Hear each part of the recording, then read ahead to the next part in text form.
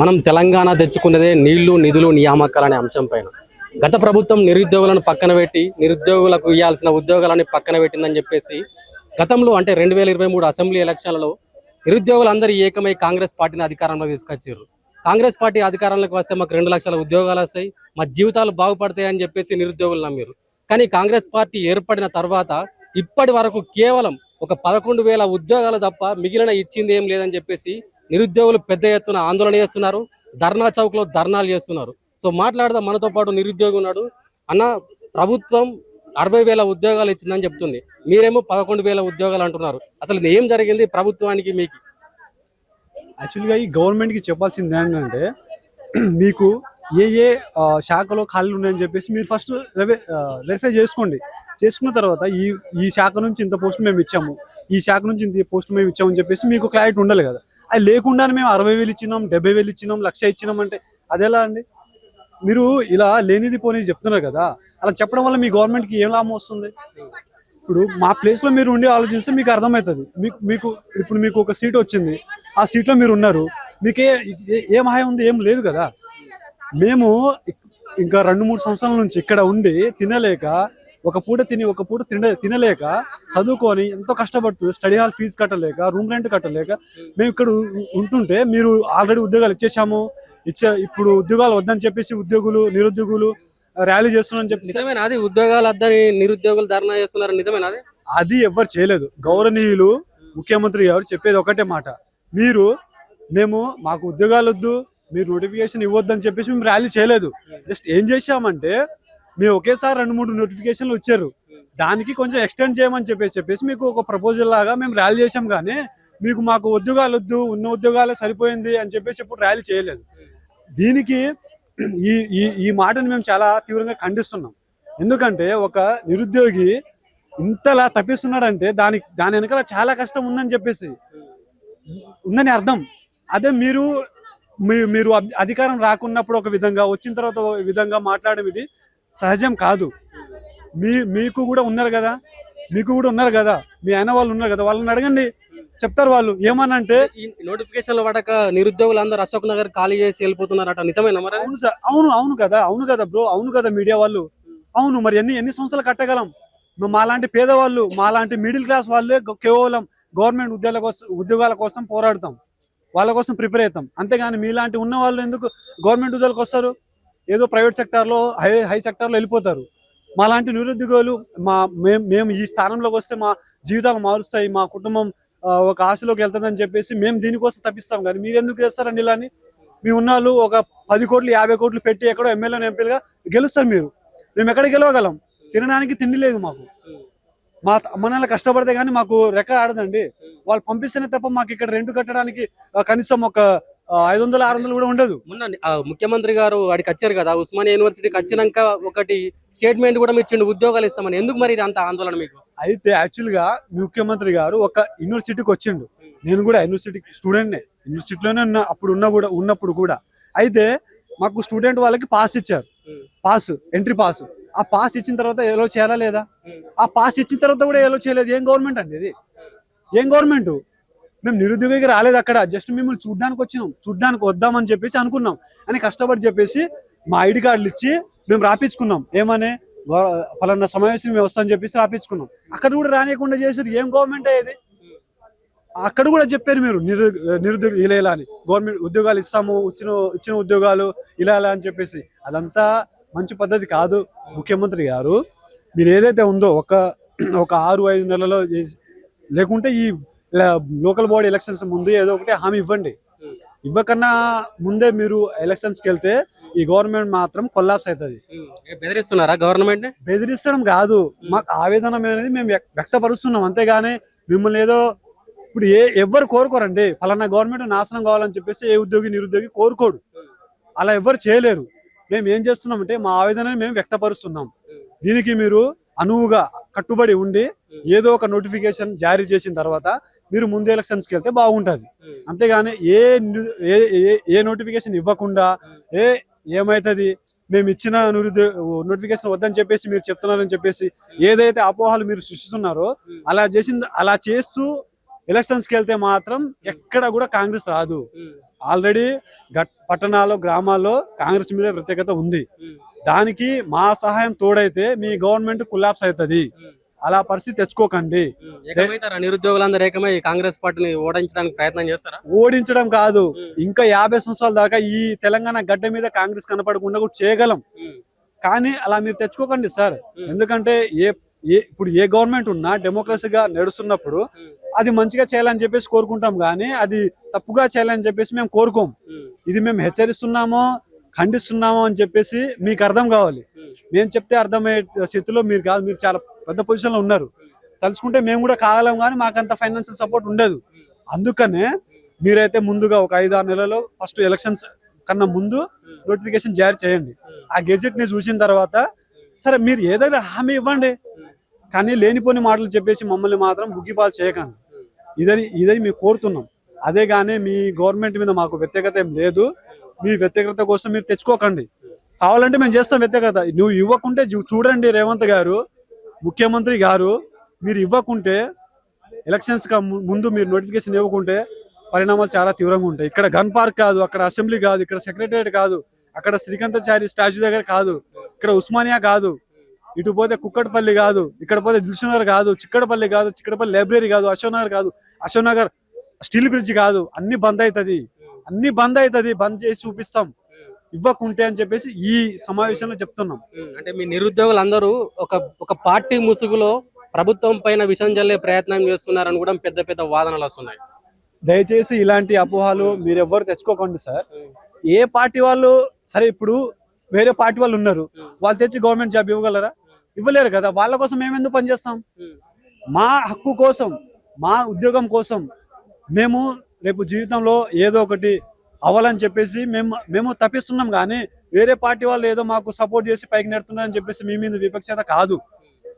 మా మనోభావాలు దెబ్బతీసారు మీరు కాబట్టి చెప్తున్నాం. మీరు లేని ఉద్యోగులు ఉన్నారని చెప్తే కలదా అండి? ఇప్పుడు నువ్వు అన్నం పెట్టకుండానే అన్నం పెట్టేసిన వాడు తినేసి వెళ్ళిపోయిందని చెప్తే ఎలా ఉంటుంది? నువ్వు కనీసం అన్నమే పెట్టలేదు, అన్నం పెట్టేసినా నేను వద్దని చెప్పేసారని చెప్తే ఎలా ఉంటుంది? ఇప్పుడు ఇది ఈ పాయింట్ అయినా మీరు ఆలోచించండి. మీరే చెప్పారు కదా, ఒక సమావేశంలో ఒక మాట, ఇంకో సమావేశంలో ఇంకో మాట. ఏందండి ఇది? మీరు ఒకటే మాట, గౌరవనీయులు ముఖ్యమంత్రి గారు మీకు చేతనైతే చేస్తానని చెప్పండి, లేకుంటే మా గవర్నమెంట్ వల్ల కాదు మేము వెళ్ళిపోతామని చెప్పేసి చెప్పేయండి. వేరే గవర్నమెంట్ మీకన్నా కింది వాళ్ళు ఉంటే వాళ్ళు తీసుకుంటారు మీ అధికారం. అంతేగాని లేనిపోని అపోహాలు చెప్పేసి మమ్మల్ని మా ఆశలనే బుగ్గిపాలు చేయకండు. మా మీద మా పేరెంట్స్ మమ్మల్ని చాలా మంది ఉంటారండి, వాళ్ళ ఆశలు కూడా మేము ఆవిరి చేయదు కదా. అందుకని చెప్పేసి నోటిఫికేషన్ అయితే ఇవ్వండి, రిక్వెస్ట్ గా జరుగుతున్నాం. ఈ యొక్క సమావేశంలో మీరు గ్రహించింది ఏందో అని చెప్పేసి మీరు ఏదో ఒక సమావేశంలో చెప్పండి, లేకుంటే పరిణామాలు మాత్రం చెప్తున్నాము మీరు ఊహించిన దానికంటే ఎక్కువగా ఉంటుంది. మనతో పాటు సివిల్ ఇంజనీర్ అభ్యర్థి ఉన్నాడు. అన్న, ఏంది ఈ ఎన్నడు పడ్డది నోటిఫికేషన్ ఫైనల్ గా? అసలు డిప్యూటీ సర్వేర్లు అనేది సివిల్ ఇంజనీరింగ్ పోస్టులు అండి 2017లో పడ్డాయి అనమాట. 2017లో పడ్డ నోటిఫికేషన్ ఇదివరకు పడలేదు. అందులో 1000 పోస్టులు ఖాళీ ఉన్నాయి. భూభారతి చట్టం తీసుకొచ్చారు. లైసెన్స్డ్ సర్వేలను ఒక కొత్త కాన్సెప్ట్ తీసుకొచ్చారు. ఆ లైసెన్స్డ్ సర్వేలు అనేటివి విఆర్ఓలని ఆ సంస్థలో పనిచేసే వాళ్ళు విఆర్ఓలను తీసుకొస్తా అన్నారు. అప్పుడు మేము ఫైట్ చేసినాం, ఎందుకంటే సివిల్ ఇంజనీరింగ్ బతకాలి. ఎందుకంటే బీటెక్ కాలేజీలలో కానీ diploma college civil engineer join అవ్వట్లేదు. ఒకవేళ జాయిన్ అయినా కానీ ఇంజనీరింగ్ పోస్ట్ గవర్నమెంట్లో ఎక్కువ ఉంటాయి, గవర్నమెంట్ జాబ్స్ ఎక్కువ ఉంటాయి, సెంట్రల్ కానీ స్టేట్ కానీ. సో ఆ హోప్ తోటి వస్తున్నారు. అలాంటి సివిల్ ఇంజనీర్ పోస్టు విఆర్ఓలతో ఫిల్ చేస్తున్నారు డిప్యూటీ సర్వేల పోస్టులు. మేము ఫైట్ చేస్తేనే ఏమైందంటే మళ్ళీ సివిల్ ఇంజనీర్స్కి ఇచ్చారు. ఎట్లా? ట్రైనింగ్ ఇచ్చి, నాక్ ద్వారా ట్రైనింగ్ ఇచ్చి ఆ ఇంజనీరింగ్ పోస్టులు అనేవి ఇచ్చారనమాట. హ్యాపీ, బాగానే ఉంది. వాళ్ళకి ఏమన్నా గైడెన్స్ ఉందా? అంటే నెల శాలరీ కానీ గైడెన్స్ ఉందంటే అలాంటి ఇంకా జీవో ఏమీ రిలీజ్ కాలేదు. దాని తర్వాత ఈ లైసెన్స్ సర్వేలు అనేది సర్వే చేసిన తర్వాత పై అధికారికి పంపించాలి. అక్కడ గవర్నమెంట్ సర్వేర్ ఉంటారు, అది డిప్యూటీ సర్వేర్ అంటారు. ఆయన కూడా ఈ లైసెన్స్ సర్వేలో వీళ్ళు డిప్యూటీ సర్వేర్. ఈ డిప్యూటీ సర్వే పోస్టులు 1000 పోస్టులు ఖాళీ ఉన్నాయి. ఈ లైసెన్స్డ్ సర్వేలు చేసిన తర్వాత డిప్యూటీ సర్వేలో 1000 పోస్టులు ఖాళీ. వాళ్ళు సైన్ చేస్తేనే పైకి వెళ్తాయి, ఎంఆర్ఓ కానీ ఎండిఓ కానీ వెళ్తారు. అలాంటి సర్వే కూడా 1000 పోస్టులు ఖాళీ ఉన్నాయి. 500 ఫిల్ చేస్తా అని పొంగులేటి శ్రీనివాసరావు గారు ఎప్పుడు పోయినా సార్ ఫిల్ చేయండి సార్ ఇవి రిక్రూట్మెంట్ అర్జెంట్ కదా, భూభారతి చట్టం చేస్తాము, ఇంట్రెస్ట్ ఉంది, మాకు కూడా కావాలి, అర్జెంట్ ఉంది. ఇక్కడే కాదు, మేము గత అసెంబ్లీ అప్పుడు సెక్షన్ జరిపిన ఎమ్మెల్యే క్వార్టర్స్కి వెళ్తే ప్రతి ఎమ్మెల్యే సార్ ఇట్లా డిప్యూటీ సర్వే గురించి మాట్లాడతారంటే ప్రతి ఒక్క ఎమ్మెల్యే ఏమన్నాడంటే, అరే బాబు మాకు చాలా ఇబ్బంది ఉంది, కాంగ్రెస్ పార్టీ నా ఎమ్మెల్యేలే అన్నారు, బాబు మాకు చాలా ఇబ్బంది ఉంది, ఒకే సర్వేయర్ ఉన్నాడు. కాన్స్టిట్యున్సీ ఒక మండలానికి ఉండాల్సిన సర్వేయర్ ఒక కాన్స్టిట్యున్సీకి ఎన్ని మండలాలు ఉంటాయి, ఎంతమంది డిప్యూటీ సర్వేయర్ కావాలా, చాలా ఇబ్బంది అవుతుంది. మేము ప్రపోజల్ పెట్టినాము, అదే ఒకటికి 10 మేము కూడా ప్రపోజల్ పెట్టినా అన్నారు.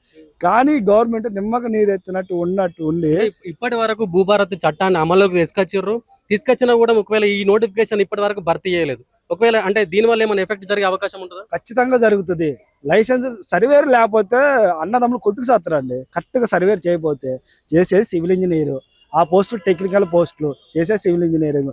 ఏదో డిగ్రీ చేసిన వాడినో ఇంటర్ చేసిన వాడినో చేపిస్తే వాడికి లైన్మెన్స్ ఇన్స్ట్రుమెంట్స్ మెయింటైన్ చేయటం ఏం తెలుస్తుంది? అక్కడ పోదా? ఇప్పుడు ఇంచు పోయినా కానీ అన్నదమ్ములు కొట్టుకుంటున్నారు, అవునా కాదా? అలాంటి టెక్నికల్ పోస్ట్ ఫస్ట్ ఇంపార్టెంట్, అదే టెక్నికల్ పోస్ట్, నాన్ టెక్నికల్గా. టెక్నికల్ పోస్ట్ అంటే ఓన్లీ సివిల్ ఇంజనీర్, అది అందులో సివిల్ ఇంజనీర్లే. అలాంటి పోస్టులు వేరే వాళ్ళకి ఇస్తా అంటే రాదా? ఇంత డిగ్రీలు చదువుకొని అంత నాలెడ్జ్ ఉన్న మేము చేయాల్సిన పోస్టులు ఒక ఇంటర్ చదివిన వాళ్ళు, మామూలు డిగ్రీ చదివిన వాళ్ళకి ఏం తెలుస్తుంది? వాళ్ళందరికీ ప్రత్యేకంగా ట్రైనింగ్ ఇస్తున్నామని చెప్తున్నారు కదా పొంగులేటి శ్రీనివాసరెడ్డి గారు. ఆ ట్రైనింగ్ ఇచ్చిన కానీ వాళ్ళ పైన ఇంకొక డిప్యూటీ సర్వేర్ ఉండాలి కదా, గవర్నమెంట్ ఎంప్లాయీ. వాళ్ళు గెజిటెడ్ ఆఫీసర్లు కాదు కదా, సర్వేర్లు చేస్తారు. కానట్లా వాళ్ళు మా సివిల్ ఇంజనీర్లే, ఓకే, వాళ్ళు మా సివిల్ ఇంజనీర్ కానట్లా వాళ్ళ పైన ఒక గెజిటెడ్ ఆఫీసర్ అయినట్టు ఉండాలి, ఆయన సైన్ చేయాలి కదా. వీళ్ళు చేసింది కరెక్టో కాదని ఒక గవర్నమెంట్ ఎగ్జామ్ పెట్టినోడు అయితేనే కన్ఫర్మ్ చేస్తారు, అవునా కదా? మాకు దీనికి ఎగ్జామ్ ఉంటుంది, ఇప్పుడు సర్వేలకి ఎగ్జామ్ ఉంటుంది, టీజీపీఎస్ కండక్ట్ చేస్తుంది. మేము టీజీపీఎస్ కూడా రిక్వెస్ట్ చేసినాం, ఉంది బాబు ఆప్షన్ ఉంది, ఈ టీజీపీఎస్ నుంచి కూడా ఇది ఉంది, కానీ ఆ గవర్నమెంట్ చెప్పట్లేదు. గవర్నమెంట్ చెప్తే ఫస్ట్ పడాల్సింది ఇది ఒకటి ఇంజనీరింగ్ పోస్టులు అండి. ఎగ్జిక్యూటివ్ ఇంజనీరింగ్ సంబంధించి ఎన్ని పోస్టులు పడ్డాయి ఇప్పటి వరకు? ఇంకెన్ని పోస్టులు భర్తీ అయ్యే అవకాశం ఉంది? 2022లో 1500 పడ్డాయండి అసిస్టెంట్ ఎగ్జిక్యూటివ్ ఇంజనీరింగ్ పడ్డాయి. అప్పుడే 2022లోనే ఇంకా రిక్రూట్మెంట్ అవసరం ఉంది, ఆ నోటిఫికేషన్ తో యాడ్ చేద్దామని కూడా కుదరలేదు. గత గవర్నమెంట్ కేసీఆర్ సారే ఇచ్చారనమాట, ఫైనాన్స్ క్లియరెన్స్ చేశారనమాట. R&Bలో 270 పోస్టులు. అంటే ఇప్పుడు ఇచ్చిన 60,000 ఉద్యోగాలలో ఈ అసిస్టెంట్ ఎగ్జిక్యూటివ్ ఇంజనీరింగ్ పోస్టులు పడలేదు. జాబ్ క్యాలెండర్ మెన్షన్ చేశారు కదా అసెంబ్లీలలో, అక్టోబర్లో గెజిటెడ్ ఇంజనీరింగ్ అని మెన్షన్ చేశారు కదా, అక్టోబర్లో మెన్షన్ చేశారు. ఇదిగో gazetted engineering AEE October 24, 25 January TGPS BTech civil engineering, ఇదే కదా. జనవరిలో ఎగ్జామ్ జరగాలి కదా, అక్టోబర్ నోటిఫికేషన్ రావాలి. ఈ గెజిటెడ్ ఎందుకు ఇంపార్టెన్స్ ఇచ్చారంటే ఫస్ట్ అంతే కదా, ఎప్పుడు ఇచ్చారు వాళ్ళు, ఎప్పుడో ఆగస్టులో ఇచ్చారు జాబ్ క్యాలెండర్. అంటే ఫస్ట్ అక్టోబర్ నుంచి స్టార్ట్ అయింది జాబ్ క్యాలెండర్ ప్రకారం. ఫస్ట్ గెజిటెడ్ ఇంజనీరింగ్ ఎందుకు పెట్టారు? ఫైనాన్స్ క్లియరెన్స్ అయింది ఫస్ట్ ఆఫ్ ఆల్. టెక్నికల్ పోస్టులు అనేది రాజకీయ ఎలక్షన్స్ తో సంబంధం ఉంది, ఎందుకంటే తక్కువ ఉంటాయి, రాసే వాళ్ళు కూడా కొంచెం అంతే ఉంటారు, ఓకే, తక్కువ ఉంటాయి, ఇంపార్టెన్స్ కూడా ఉండదు అనమాట. కానీ ఇంపార్టెన్స్ ఉంటేనే క్లియరెన్స్ అయినాయి కాబట్టి, ఇంపార్టెన్స్ ఉంటేనే వస్తాయి అనమాట టెక్నికల్ పోస్టులు అనేవి. అక్కడ ఫైనాన్స్ క్లియరెన్స్ అయినాయి, సో ఇవే ఫస్ట్ ఇవ్వాలని ఫస్ట్ జాబ్ క్యాలెండర్ కూడా ఇవే మెన్షన్ చేశారు. R&Bలో 2022లోనే ఫైనాన్స్ క్లియరెన్స్ అయింది, పంచాయతీరాజ్లో 2022లోనే ఫైనాన్స్ క్లియరెన్స్ అయింది, కేసీఆర్ చేశారు. ఇప్పుడు వీళ్ళు వచ్చిన తర్వాత ఇది కూడా అందుకే అనమాట జాబ్ క్యాలెండర్ ఫస్ట్ మెన్షన్ చేశారు. ఆ పోస్టులు రిలీజ్ చేయండి, మేము అడిగేది అదే కదా. మొన్న ఇరిగేషన్లలో ప్రమోషన్స్ వచ్చినాయి, అవి కూడా యాడ్ చేస్తారు. మున్సిపాలిటీలో కూడా అంతమంది కూడా ప్రమోషన్స్ వచ్చినాయి, అవి కూడా యాడ్ చేస్తారు, ఖాళీ అయిపోయినాయి. మాదంతా ఒకటే అనమాట, వింగ్ ఉంటుంది అనమాట, అంతా ఒకటేసారి రిలీజ్. ఇవన్నీ కండక్ట్ చేసేది కూడా టీజీపీఎస్సీనే ఫస్ట్. టీజీపీఎస్సీ ఫస్ట్ కండక్ట్ చేసేది ఏదంటే ఇంజనీరింగ్ నోటిఫికేషన్స్, అది ఆ నోటిఫికేషన్స్ అవి మేము ఫిల్ చేయమని అడుగుతుంటే ఆ పార్టీ అంటే ఆ పార్టీ మాకే సంబంధం. అప్పుడు మీ నోటిఫికేషన్ అయితే మా పని మేము చదువుకుంటాం. ఇంకొకటి, మిమ్మల్ని గెలిపించడానికి అయితే ఏ సాయశక్తులు అయితే మేము ప్రయత్నించినామో అదే సాయశక్తులతోటి ఇప్పుడు లోకల్ బాడీ ఎలక్షన్ ఓడగొడతాం, అదే సాయశక్తులతోటి బైపోలు జూబ్లీహిల్స్ బైపోల్తో ఓడగొడతాం, అదే సాయశక్తులతోటి ఇంకా 10 ఎమ్మెల్యేలు ఏమో పోతున్నాయి అంటున్నారు సుప్రీంకోర్టు, అది కూడా చేస్తాం, వాళ్ళని కూడా ఓడగొడతాం. నిరుద్యోగులతో పెట్టుకుంటే గత ప్రభుత్వాన్ని అడిగి చూడండి, నిరుద్యోగులతో పెట్టుకున్నారు కాబట్టి సోషల్ మీడియాలో అలచల్ చేసింది మేము, ఇంటింటి తిరిగింది మేము, బస్సు యాత్ర చేసింది కూడా మేమే, అది మీకు తెలుసు. గత ప్రభుత్వాన్ని ఓడగొట్టి 2 మంచిగుండే కుటుంబం అంటే 2 విధాలు చేసినాం. ఇప్పుడు కవిత పోయిందా? ఎవరి వల్ల? మా నిరుద్యోగుల వల్లే. మేము చేయడం వల్లే, మేము ఓడగొడితేనే కదా. మీ రేవంత్ రెడ్డి సారే అన్నారు, సీఎం సారే అన్నారు మీ ఉద్యోగాలు కేసీఆర్ ఉద్యోగం పోతే మీకు ఉద్యోగాలు వస్తున్నారు, ఆయన ఉద్యోగం పోగొట్టినాం కదా. మరి మాకు ఉద్యోగాలు అయ్యి 60,000 ఇచ్చినాం, 60,000 ఇచ్చిన ఎంతసేపు 60,000 ఇచ్చినప్పుడు ఒకటి నోటిఫికేషన్ వేయాలంటే ఫైనాన్స్ క్లియరెన్స్ అనేది ఒకటి ఉండాలి. ఆ 60,000కి ఫైనాన్స్ క్లియరెన్స్ ఎప్పుడైంది, ఏ గవర్నమెంట్ చేసిండు? అప్పుడున్న ఫైనాన్స్ మినిస్టర్ ఎవరు సంతకం పెట్టారు? 2022లో అయిపోయింది అనమాట. అప్పటి నుంచి ఇప్పటి వరకు నువ్వు బట్టి సార్ మిమ్మల్ని స్ట్రైట్గా అడుగుతున్నా, ఫైనాన్స్ క్లియరెన్స్ మీరే కదా, మీరు మినిస్టర్గా ఉండగా ఎన్ని డిపార్ట్మెంట్కి ఫైనాన్స్ క్లియరెన్స్ ఇచ్చారు అది చెప్పండి. 60,000 ఇచ్చిన 60,000 ఇచ్చిన అంటున్నాం కదా, ఎన్ని ఇచ్చారు? సో ఇంకా ఆయన మానుకోండి, ఇలాంటి అబద్ధపు మాటలు మానుకోండి. త్వరలోనే ఊత పదం తీసేయండి. తొందరగా నిరుద్యోగులకు ఏదో ఒకటి నోటిఫికేషన్ ఇస్తే మేము లోకల్ బాడీ ఎలక్షన్ మళ్ళీ గెలిపించుకుంటాం. కాంగ్రెస్ పార్టీ పోయిన అసెంబ్లీ నుంచి ఈ అసెంబ్లీ వరకు ఒక్క నోటిఫికేషన్ కూడా విడుదల చేయలేదు. గ్రూప్ 1 ఎగ్జామ్ని 1:100తో నింపుతా అని చెప్పేసి మాట ఇచ్చి 1:100తో నింపకుండా జీవో నెంబర్ 55లో ఉన్నటువంటి ఒక సామాజిక న్యాయం జరిగేటటువంటి ఉన్నటువంటి జీవోని తీసి పక్కన పెట్టి జీవో నెంబర్ 20 తీసుకొచ్చి దాన్ని కూడా అక్కడ కూడా ఎన్నో అవకతవకలు జరిగిందని చెప్పేసి మేము అన్నీ నివృత్తి చేసిన తర్వాత ఈరోజు గౌరవ హైకోర్టు కూడా వాళ్ళని చెల్లుమని చెప్పేసి కొట్టేలాగా తీర్పు ఇచ్చింది. Exams first of all notification విడుదల చేయలేదు. ఇచ్చినటువంటి నోటిఫికేషన్స్ అన్నీ అవకతవకలు జరిగేలాగా ఈ ప్రభుత్వం తీసుకొచ్చింది. చేసింది అనేది మేము చెప్పట్లేదు, గౌరవ హైకోర్టే చెప్పింది. మేము ధర్నాలు చేసినాం, ముట్టడిలు చేసినాం, నిరసన కార్యక్రమాలు తెలిపినాం. అన్ని రకాలుగా చేసి ఏ రోజు కూడా మేము పొలిటికల్ స్టేట్మెంట్ ఏ రోజు కూడా ఇక్కడ ఇవ్వలేదు. కానీ ఇప్పుడు ఈరోజు ఒక political statement after 22 months we're giving a political statement that there shall not be a Congress party in this state. They have lost their credibility. ఈ సందర్భంగా వాళ్ళు ఒక నిరుద్యోగ యువతలో ఉండాల్సినటువంటి ఒక క్రెడిబిలిటీని, ఒక విశ్వసనీయతని కోల్పోయిందని చెప్పేసి కాంగ్రెస్ పార్టీ హటావో నిరుద్యోగి బచావో అనే ఒక నినాదాన్ని, నోటిఫికేషన్ ఇచ్చుడో కాంగ్రెస్ పార్టీ సచ్చుడో ఈ లోకల్ బాడీ ఎలక్షన్స్ కంటే ముందు నోటిఫికేషన్ ఇస్తుందా లేదంటే కాంగ్రెస్ పార్టీ సస్తదా అనే ఒక నినాదాన్ని కాంగ్రెస్ పార్టీ డిసైడ్ చేసుకోవాలి. ఈ యొక్క నినాదాన్ని మేము ఒక తెలంగాణ మొత్తం కదిలి వచ్చే ఈ నిరుద్యోగ యువత తిరగబడితే మరి ప్రభుత్వం ఏమైనా బంగ్లాదేశ్ లాంటి ఉద్యమాలు ఏమైనా కావాలనుకుంటుందా? మేమైతే వద్దనుకుంటున్నాం. మరి కాంగ్రెస్ పార్టీ కావాలనుకుంటుందా వద్దా అనేది కాంగ్రెస్ పార్టీ డిసైడ్ చేసుకోవాలి. ఒక్క నోటిఫికేషన్ కూడా విడుదల చేయదు కాబట్టి ఇప్పటికైనా మేము రివ్యూ చేస్తున్నాం. ఒక్క నోటిఫికేషన్ విడుదల చేసి మీరు నోటిఫికేషన్ వెళ్ళాలి, లేకపోతే మాత్రం మీకు ఇదే ఎలక్షన్స్ చివరి ఎలక్షన్స్ అయితే అని చెప్పేసి ఈ యొక్క సందర్భంగా హెచ్చరిస్తూ ఇక్కడ నుంచి ఉద్యమాన్ని శ్రీకాంతాచారి విగ్రహం దగ్గర, ట్యాంక్ బండ్ దగ్గర ఉన్నటువంటి లో ట్యాంక్ బండ్ దగ్గర ఉన్నటువంటి అంబేద్కర్ స్టాచ్యూ దగ్గర నుంచి కానీ, ఇక్కడ గన్ పార్క్ దగ్గర నుంచి కానీ మేము ఇక్కడ నుంచి ఈ యొక్క ఉద్యమాన్ని, హైదరాబాద్లో ఉన్నటువంటి ఈ ఉద్యమాన్ని పట్టణాల్లో గ్రామాల్లో తీసుకుపోతూ ఒక మహా ఉద్యమంగా తీర్చిదిద్ది యావత్ తెలంగాణ మొత్తం కదిలి వచ్చే ఒక ఉద్యమాన్ని చేపడతాం. నోటిఫికేషన్ ఇస్తే మా యొక్క పోరాటాన్ని ఆపుతాం, లేదంటే మాత్రం మా పోరాటాన్ని ఆపం. ఇదే మేము కాంగ్రెస్ పార్టీకి చివరి అల్టిమేటం ఇస్తున్నాం. కాంగ్రెస్ పార్టీ హటావో నిరుద్యోగి బచావో, నోటిఫికేషన్ ఇచ్చుడో కాంగ్రెస్ పార్టీ సచ్చుడో.